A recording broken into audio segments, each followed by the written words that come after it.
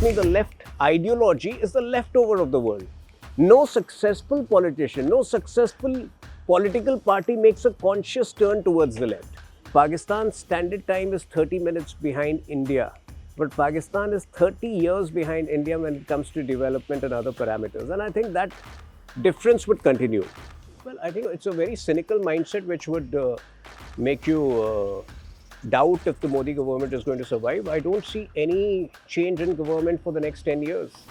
With the kind of defeats which the Congress party has suffered in Maharashtra and Bihar, I tend to believe that people of the country have started punishing the Congress party. Spokespersons have actually fascinated me always. Do you think that role is still as heavy, or do you think the social media Well, the dominance of social media has reduced the stature to an extent, honestly. Everybody has a voice today, and many of them are more vocal than the official party spokespersons. The viewers tend to be more fascinated by somebody who takes a more radical stand.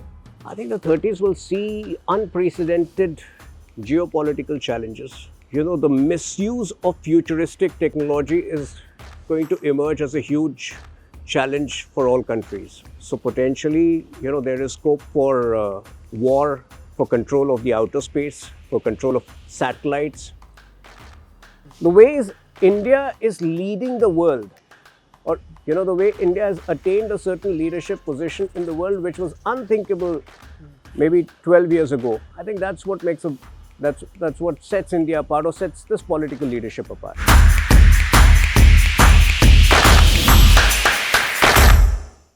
Spokespersons have actually fascinated me always. Like, you know, because I've grown up watching television, and that's why I wanted to be in journalism, right? And the kind of like aura, the charm that spokespersons, like I think when I used to grow up, I used to watch Nalin Kohli, people like Arun Jaitley, Nirmala Sitharaman, who's now Ravi Shankar Prasad. today the finance minister. So like, do you think that role is still as heavy, or do you think the social media Well, the age dominance of social media has reduced the you know, the stature to an extent, honestly, because with democratization of technology, everybody has a voice today. So and many of them are more vocal than the official party spokespersons, because as an official party spokesperson, you need to be very circumspect about the line that you're taking. You can't go beyond that set parameter, even though it may be ideologically in sync. At times, you need to. Most of the times, there are boundaries which the others don't have. So obviously, you know, even the watchers, the viewers tend to be more fascinated by somebody who takes a more radical stand. There are obviously a couple of right-wing commentators who have realized that, and who have now started attacking the government, because they somehow realize that you know, it's increasing their. it's like the left attacking the Congress, although they were in a coalition. No, so in fact, I used to be a big admirer of Arun Jaitley. For somebody who was not active in student politics, I think my initiation into you know, political communication was through through watching Arun Jaitley ji every night or every second night in the late 1990s or early 2000s, because I think BJP has not had a more articulate, a more sophisticated communicator. And why is that? And even people, Well, he's a who class you've apart. He's a imported class from apart. other You don't parties- have a Don Bradman every day. You don't have a Sachin Tendulkar every day. So he was a class apart. No, I understand, but you So- look at the Congress even today, like Rajesh Pilot. There are tons of names that I can give you. I mean, they're from the old era, sure, but I don't want to take names because they're your friends. But a lot of the imports from the Congress in the BJP, some are doing well because they have an No, individual so brand. you know, but you need to be ideologically entrenched in the party for your communication to be sharp, for your Natural, communication to be in sync with the ideology. I'll tell you my, you know, were you always aligned? so yes, absolutely. So in fact, when people ask me about my initiation into political thinking, or political my foray into how I developed or how I you know grew a fascination for a certain political ideology. I believe there are certain phases in Indian history, recent political history, which have been very eventful. Now, after the emergency between 1975 to 77, between 1989 and 1991 was a similar phase. There were too many things happening. There was the Ram Mander agitation, uh, Mandal Commission findings were hastily implemented by VP Singh. Of course, they should have been implemented, but the way VP Singh did it, a certain furor which took place subsequently, the student agitation which subsequently took place, could have been avoided. Ram Mandir movement was at its peak in those days. And obviously, there were two elections and three prime ministers within a span of 1.5 years. Rajiv Gandhi till November end 1989, VP Singh and Chandrasekhar between 1989 and 1991, and then PV Narasimha Rao, who had gone into retirement in June 1991. So that was a very eventful phase for somebody who was for a 13-year-old who had just begun to read the daily newspaper. It was very easy to take a side. People were experiencing a certain fatigue with the Congress ideology. There was a certain restlessness among the people. There was a certain impatience in the country. People had started believing that the Congress party has not delivered. They were looking for a viable alternative.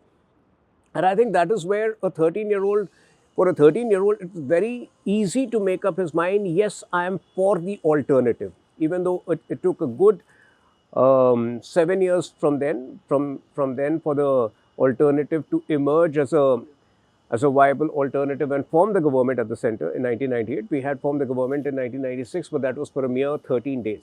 So what I'm trying to say is that if you are ideologically entrenched in the party, for me, it's been an ideological journey of a good 34 years from 1991. I still remember it was on the eve of 1991 elections when I was very fascinated with this poster of Vajpayee ji, "Sabko dekha, sabko parkha, ab denge Bhajpa ko mauka." And then, there were solo pictures of Vajpayee ji with the slogan, "Ab ki bari Atal Bihari."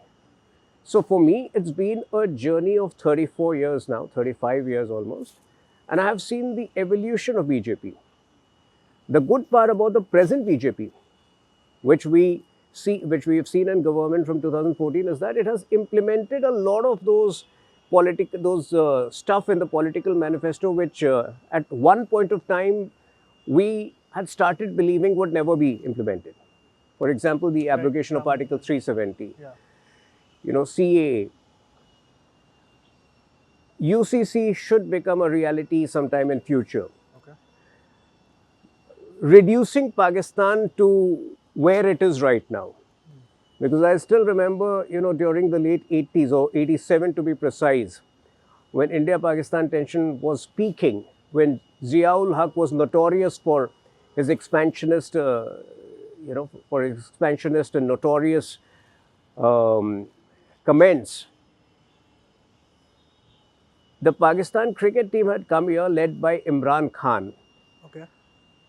And India, unfortunately, there was a double embarrassment for India. Imran Khan came with vengeance. He said, Pakistan is here to teach India a lesson. We will defeat India. And, the way India lost in those days. So I think the journey of the last 37, 38 years, where India, not just on the political leadership front, but even across sectors, across spheres, whether it is sports, whether it is, space technology, whether it is AI, the ways India is leading the world, or, the way India has attained a certain leadership position in the world, which was unthinkable maybe 12 years ago. I think that's what sets India apart, or sets this political leadership apart. There are two parallel examples that come to my mind when you talk about this, especially when you told me the Imran Khan analogy, right? Durandar आपने देखा होगा. Absolutely, yeah. You haven't? Yeah, I have. I Right. have. No So way I can. the whole Liari situation and how Liari as a model, I mean, model is the wrong term, but basically how it should not be governed is what defines how Pakistan has also evolved. And in a way, you come from Mumbai and you look at Dharavi and the plans that the government has for it. I mean, of course, it will take a long time, but it's the most ambitious project that I have seen personally. So, do you see those parallels in how two states have risen and fallen, especially because you come from that city and you also come from that ideology, which perhaps can make Well, sense of? it won't take that long. Dharavi will be a completely redeveloped place in the next 5 years. By 2030, and you will see a completely redeveloped place. But yes, that's a slums to romanticize slums, to romanticize the inadequacies of areas left behind is a typical woke mindset. I'm glad our political leaders our top leaders are doers. They have very clearly defined targets. Unlike Prime Minister Modi, Devendra Fadnavis ji has a very, he talks about numbers, he talks about data. So he has a dream of making Mumbai a $1 trillion economy by 2047, and he's talking about tokenization of assets, blockchain technology. So I think there's no comparison between India and Pakistan. Pakistan is, I think Pushwant Singh had said at one point of time that Pakistan's standard time is 30 minutes behind India. But Pakistan is 30 years behind India when it comes to development and other parameters. And I think that difference would continue. When you look at these buildings, we're in central Delhi. Connaught Place is just like a block away. And despite all the jugaad we had to do, we found a beautiful place to shoot. Little bit thanks to you, of course. But what do two tale of the two cities tell you when you look at these buildings in Delhi and then you come from Mumbai? Like I personally, when I went to Mumbai after almost a span of 15 years, I think, I was amazed at So you should include three places. I'm still deeply connected with Jharkhand. So, it's a tale of three different places, and they're all very distinctive. They're very distinct from one another. Delhi, obviously, beyond these buildings, if you just travel about a kilometer away, you will find the lovely Lutyens bungalows. The greenery all around. Of course, in the last 2 months, AQI, the high AQI has been a dampener. Mumbai has seen massive construction. In fact, the density of population in Mumbai, it's so it's so high. I don't think there's any other city which can match up to it. So, about 7 or 8 years ago, if you had a house on 18th or 19th floor in Mumbai, you could still see the coastline. But today, you need, even if you're on the 19th floor, most of the buildings around you are equally tall. So I think, I guess it's a phenomena which one has to live with. Obviously, it leads to a clutter, but then the infrastructure development in Mumbai, the pace at which it has happened, whether it's the coastal road. Have you traveled through coastal road? So Bandra to Churchgate, which would take about an hour under normal circumstances and situation about 2 years ago. Now you travel the distance in barely about 13 or 14 minutes. That's how the infrastructure, I think, and obviously to decongest cities, you need to expand the geographical area of NCR and MMR. you know what worries me when you tell me about, say, the woke mindset and how now RA protests, for example. Now the Mumbai Metro Rail has opened up at the Aqua Line. It looks absolutely stunning. And I was privileged to go in on the first day, I think, when I was there. And it opened on the same day I went there. It traveled very beautifully. Otherwise, I took 2.5 hours to go from one point to the other via cab. But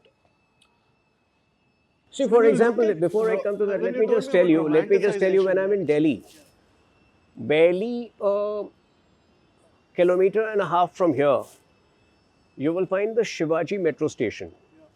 So when I'm in Delhi, the party office is obviously another 2 kilometers from here on Deen Dayal Upadhyay Marg. But if I have to take a 9:30 p.m. flight back, or let's suppose a 10:30 p.m. flight back to Mumbai, just make a guess what time do I leave for the airport? So 8 o'clock if you take the metro. Now I leave at 8:45 after doing the 8 p.m. primetime show. So, and I like to walk fast because that's my exercise on the day when I have to board the metro.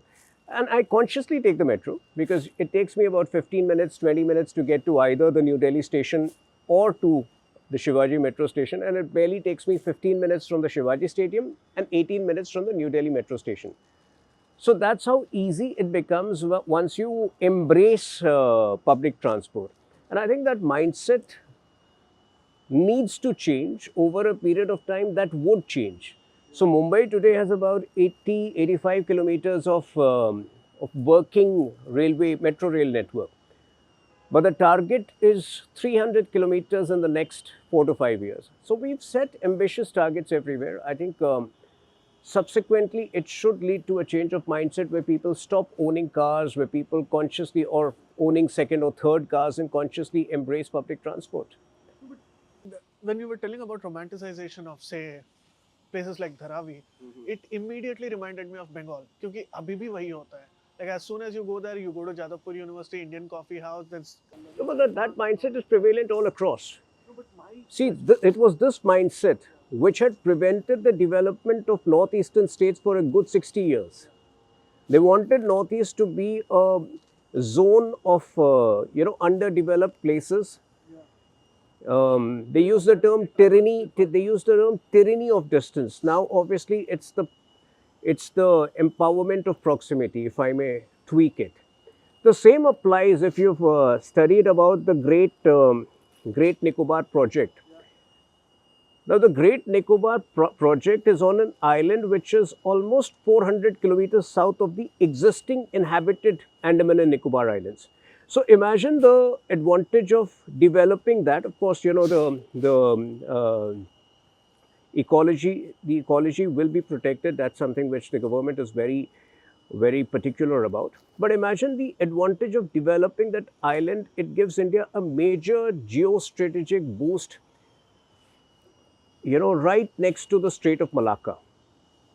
So India would have a port which is barely 100 kilometers away from Indonesia, barely 120 kilometers from Malaysia. Now, the woke mindset somehow is anti-progress. It's anti-development, and thereby it compromises on national interests. I'm just being as blunt as... My surprise is that abhi aap Calcutta ke bare mein baat karo. There is that political mentality is an issue there, right? Like people are either like left or center of left. There is no particularly right of center. There are very few people there in that sense, especially economically thinking about it. But I feel that it's almost the same ideology when it comes to Mumbai as well. Like आप लोग local trains को romanticize कर रहे हो. You don't want common people to have... वो नए कुछ, some people have neo-converts to wokeism, like the Thackeray brothers.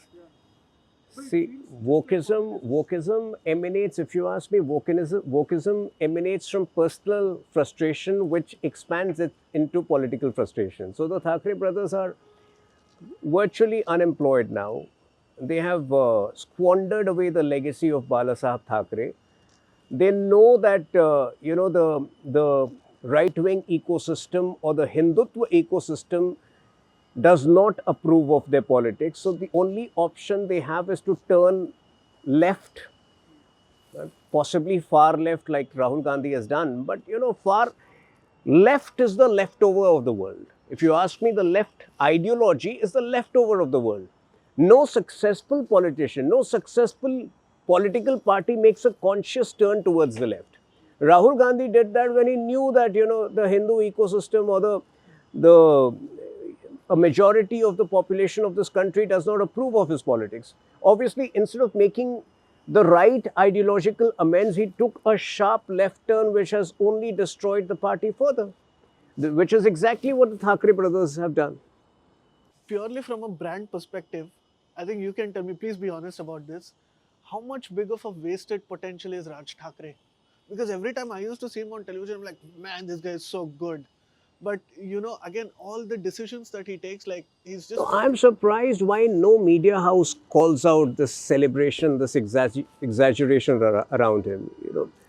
I think for many years the Thackeray family lived with this obtuse entitlement that they are not supposed to contest Lok Sabha or Assembly elections. They are above elected positions, and they would command authority by remote control. So at least Aditya Thackeray, initiated that change. He contested elections. But if you ask me if Raj Thackeray were to also contest elections, I'm not sure whether he would win even his assembly seat. So there's a hype created around them. Now, the hype around Balasaheb Thackeray was justified. It was about Marathi Manos at a time when Mumbai had limited resources. Mumbai was battling for its resources.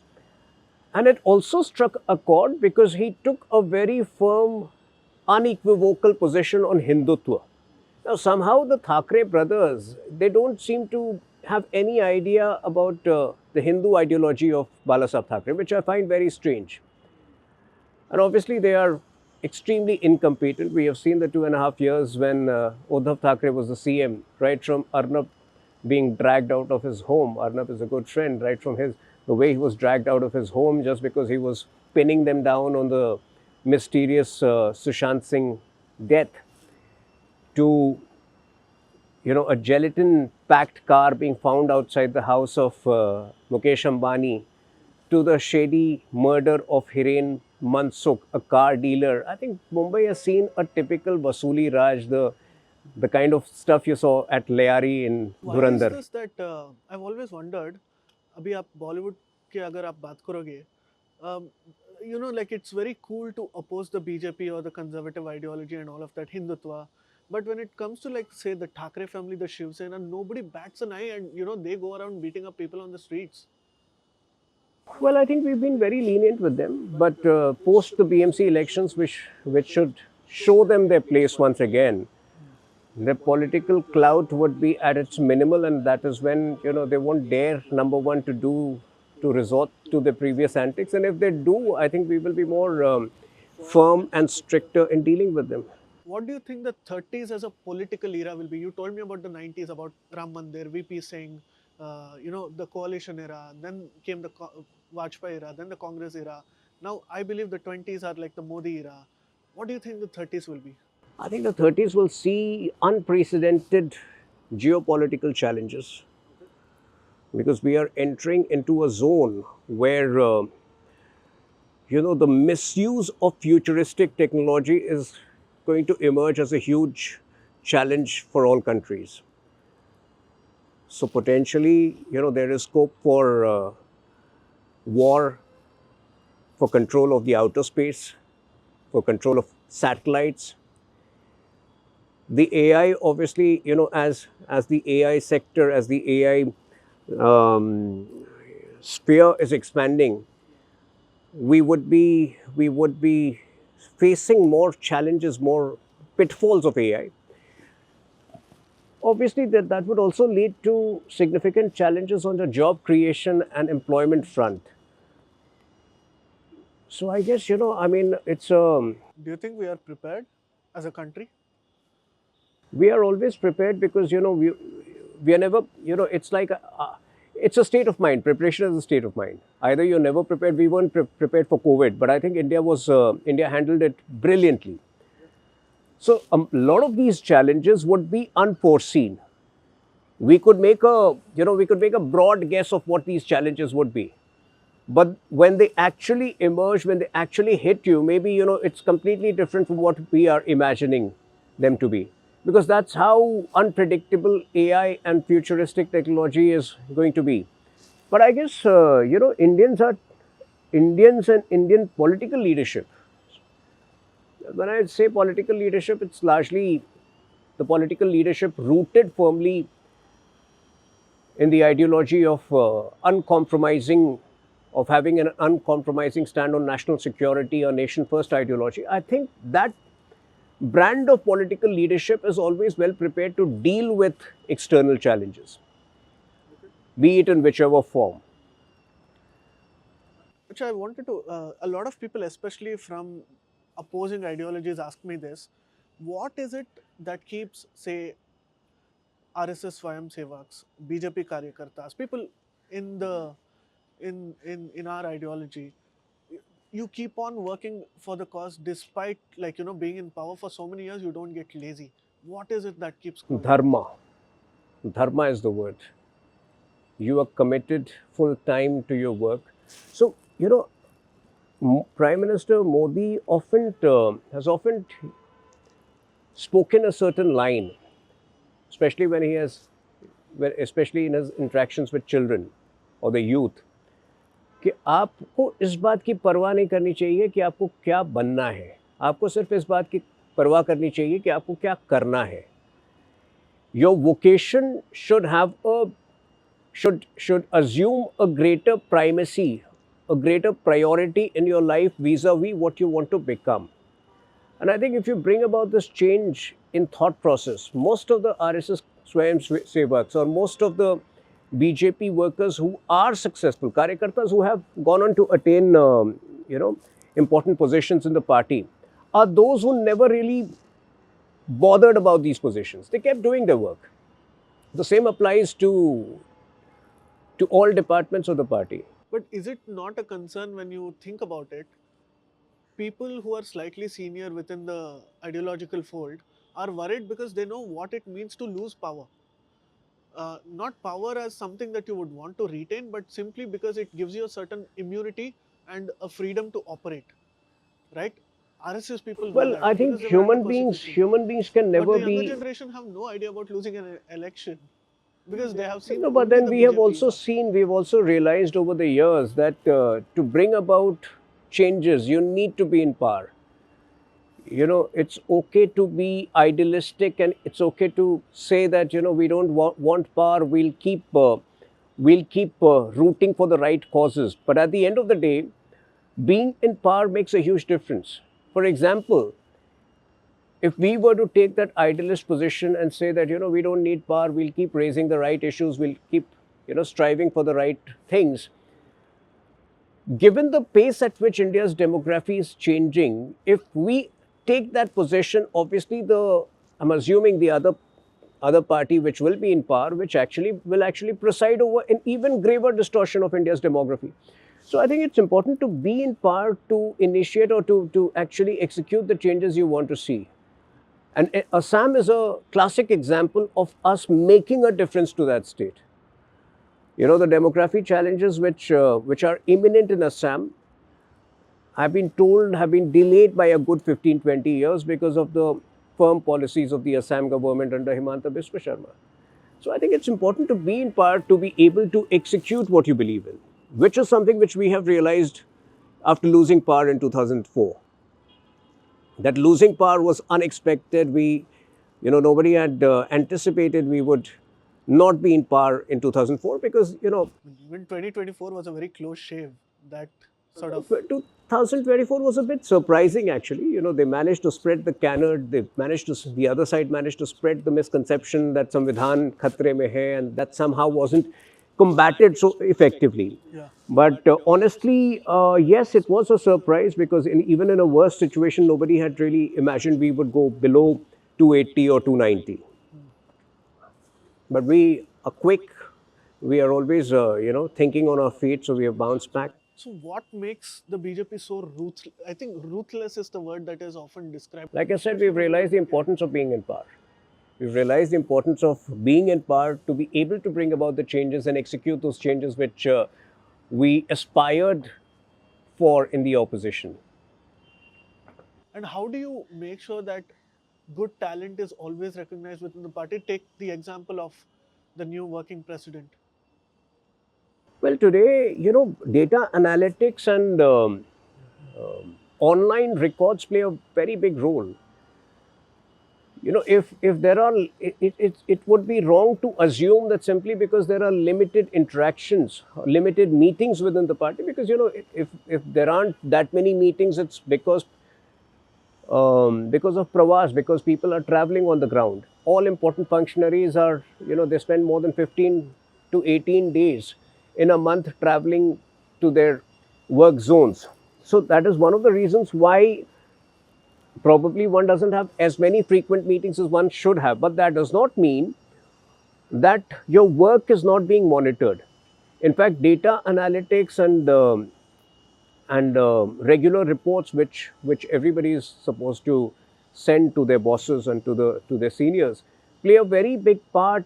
I think most of the profiles of office bearers and important functionaries in the party would be on the fingertips of senior leaders. I think that's a it's the party has a very professional way of working, which It's almost like a corporate setup. There's like one extreme side on social media who say when a bomb blast happens, I mean, it happened after so long, and you see some untoward incidents in Kashmir and Delhi riots. They immediately jump the gun and call Amit Shah as a failure as a home minister. How would you respond to that? well, obviously I don't need to get into the data because between 2004 and 2014 Mumbai has borne the brunt of major terror attacks. And in fact, on an average, across the country, there would be a big terror attack almost every 38 to 40 days. That was the average. Um, that was how frequently the blasts used to take place. So compared to that, we are in a very peaceful zone. But yes, like Mr. Sanyal had mentioned in Dhurandhar, the national security advisor, the security agencies need to succeed 100 times. The other side, the terrorists need to succeed just once. Having said that, I think we've been extremely successful. What happened in Pahalgam was an aberration. It was not something which would ever be a norm in the near future. And an important message which we have sent to our external enemies is that tampering with India's national security will not go unpunished. It will carry a heavy price, which is something which Pakistan has realized. But yes, I mean, the nature of, given the geography of India, the nature of security challenges keep evolving. So yes, there is concern on the eastern front, especially with a rogue regime in Bangladesh, and especially when you have a Muhammad Yunus who talks, who kind of provokes us on the chicken neck corridor. There is concern on the eastern front, and which explains why there has been unprecedented and very heavy acquisitions in the defense sector of new artillery and new um, ammunition in the last 6 months. So, like I mentioned, India, whether it was Ghazni in 1026 or whether it is Muhammad Yunus or um, the name of the Pakistan brigadier right now, the Asim Munir. India has survived irrespective of the challenges. So anybody dreaming of Gajwai Hind in India is in a fool's paradise. I think the sooner they realize it, the better. The good part is that, the Northeast, which used to see unabated insurgency almost across the year, barring a small phase, barring a, I won't call it a small phase, barring a slightly prolonged phase of violence in 2023, even Manipur is back to normalcy. The kind of peace that you see in northeastern states was again unimaginable 12 years ago. Most of the insurgent groups have now joined the mainstream. In fact, the Vibrant Village program, which puts the onus for maximum development on the bordermost villages, have made sure that incursions right on the eastern, even at the eastern tip of Arunachal, have come down significantly. So these are very big changes which Modi ji has had initiated in 2004, anticipating the evolving nature of security challenges, and we've done pretty well on that front. Who are your funniest party colleagues? Because BJP is always known as a serious party, but obviously you're a writer, and Vajpayee ji was a writer. Like there were so many creative people back in the day, but I don't know if they keep it secretive. But we don't see a lot of funny people. I mean, they're intentionally funny, which is not good. Well, with the amount of work that we put in now, humor goes for a toss. So So if I just tell you about the job of a spokesperson, When Sambit Patraji has become so serious these days, he's never around on television. all work and no play makes John Jack a dull boy. So that's what you see happening. No, but I guess we the amount of work which every karyakarta, and if I just talk about the media department, see, apart from the evening debates where you see us in uh, during prime time, for which preparation starts late afternoon, research and all that. I think most of us, many of us rather, write newspaper articles. Obviously, twice in the week. Most of us do press conferences. Plus, obviously, there are state prabhars and state responsibilities, the media responsibilities across states. And plus, I think since only two national spokespersons are members of parliament, most of them also have to, earn their livelihood elsewhere. So I think that makes it a very hectic day, makes it a very hectic schedule for all of us. And somewhere humor might have gone for a toss. But I guess there is enough humor on the opposite side. We derive a lot of entertainment in the antics of Rahul Gandhi, which also seem notorious at times. But then he provides us comic relief.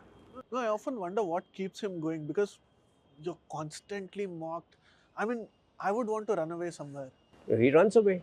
He goes away to South America. He goes away to Vietnam. He goes away to Germany, and most of these in most of these trips, you never know about the itinerary. After 3 days after an event, they consciously post a certain video. But I'm very amused. In fact, I've raised this issue. If a leader of opposition feels it is okay to travel extensively, maybe 10 to 15 days a month without providing an itinerary, how is the Congress party fine with it? I mean, it's the Congress party which should be questioning its leader. Why should a leader who is entitled or who feels he's entitled to his holidays, maybe twice, two times in a month, continue to hold a position where he needs to ask certain important questions, he needs to hold the government accountable? So I think Congress party is in a strange world which suits us fine, which works well for us, so we don't mind it. How is your party perceiving the slow re-emergence of Priyanka Gandhi? Because we also I don't saw. think there is any re-emergence with the somebody has to fill that vacuum.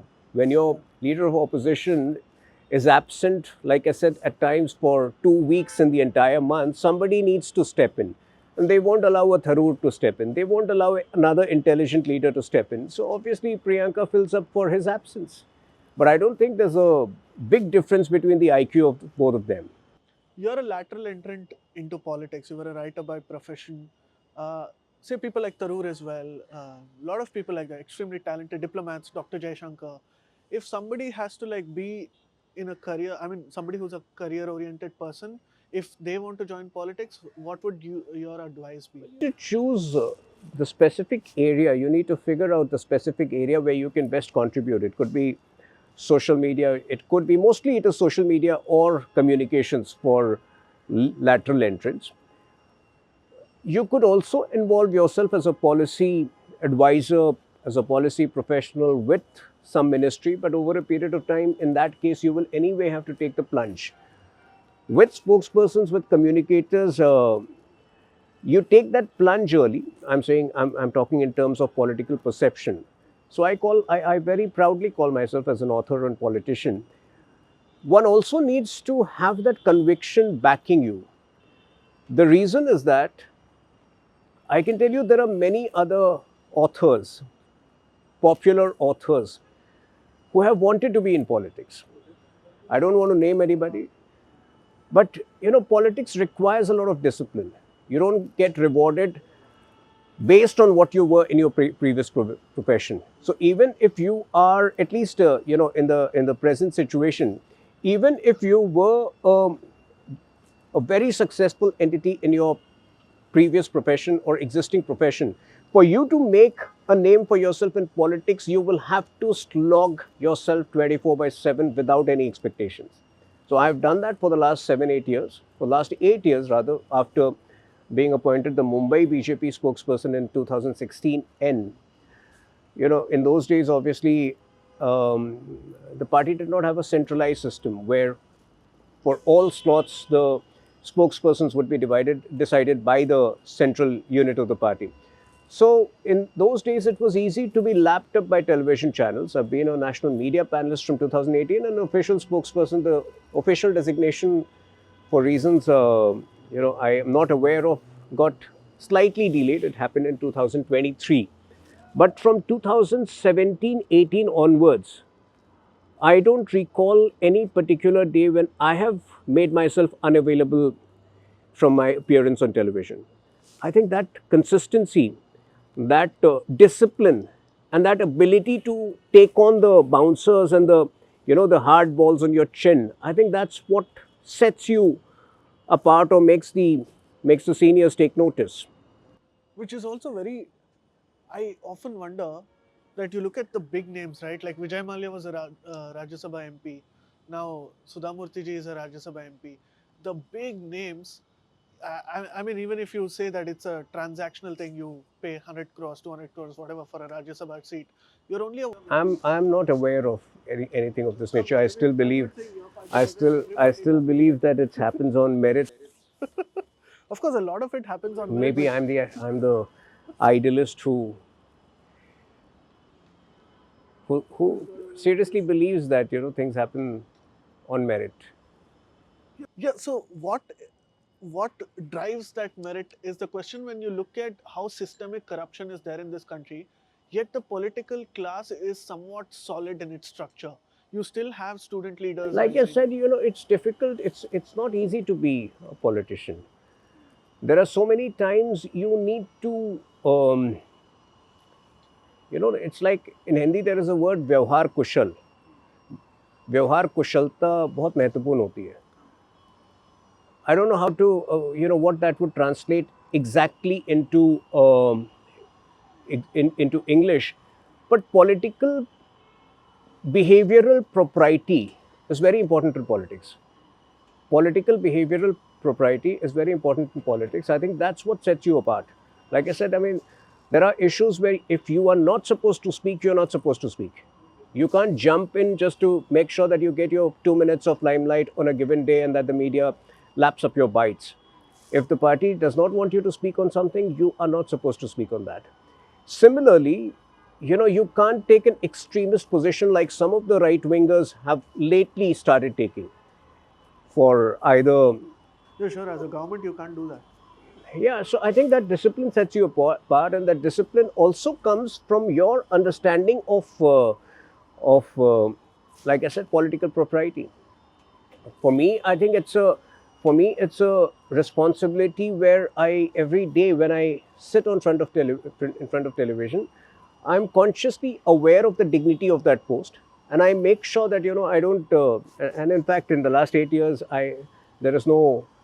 That's one of the reasons why I'm not that popular as some of the other spokespersons. There's no track record of any abusive behavior, of any word which I may have had to take back or. So that makes success today a slightly prolonged process. But then prolonged success. I mean, success which has taken time to arrive is what stays with you. I've seen many cases where people have become successful instantly, but that success has just withered away. You're writing a book on Naxalism, right? I mean, the end of Naxalism. How would you describe how difficult this has been, especially because you've also written books on tribals like Birsa Munda, Sidhu Kanu, all of this, and there was this narrative for a long time ki, ek to Greater Nicobar project, for example, somebody sitting here is opposing the project there, saying that the tribals are endangered and the ecology is being cut down and all of that. You're somebody who's from a region where tribals are dominant, and you look at the vote share of the tribals who are voting for the BJP, it's increased consistently. Please put this into perspective. Well, I think we need to be careful. We need to be wary of champagne socialists. So, champagne socialists sitting in Delhi or sitting in Mumbai or sitting in any of the metros somehow make you believe that they are the right custodians of tribal rights. But in reality, the amount of damage they have caused to tribal rights is unparalleled. So, when it comes to Naxalism, if you just go back in time, in fact, I still shudder to think of how India coped with the national security threats in the UPA era, because around the same time, when Pakistan would unleash, major terror attacks upon our cities, like I mentioned, almost every 40 days, that was the time when when simultaneously Naxals were unleashing terror attacks right through Chhattisgarh and Madhya Pradesh. So imagine on 6th April 2010, there was a major attack on our forces, killing about 75 of them. And then barely 7 weeks later, on 27th or 28th of May 2010, there was another attack on a Howrah Mumbai train, which ended up killing 150 of our security personnel. And can you imagine, that was celebrated in JNU with all kinds of slogans glorifying the culprits. But what Yes, but what made the situation particularly complicated then was that Sonia Gandhi's NAC, National Advisory Council, which was helping the then Prime Minister on governance matters, had at least 3 or 4 known urban Naxals, whether it was Harsh Mandar, I'm forgetting the name of the other 2, 3 members who had very overt pro-Naxal positions. They refused to identify Naxalism as a security threat. They would merely limit it to a socio-economic problem, which is not the way it was. In fact, Salwa Judum which was launched by a Congress leader who was the leader of opposition at that point of time, Mahendra Karma, was a leader of opposition in the Chhattisgarh Assembly, was subsequently sponsored and supported entirely by Raman Singh's government.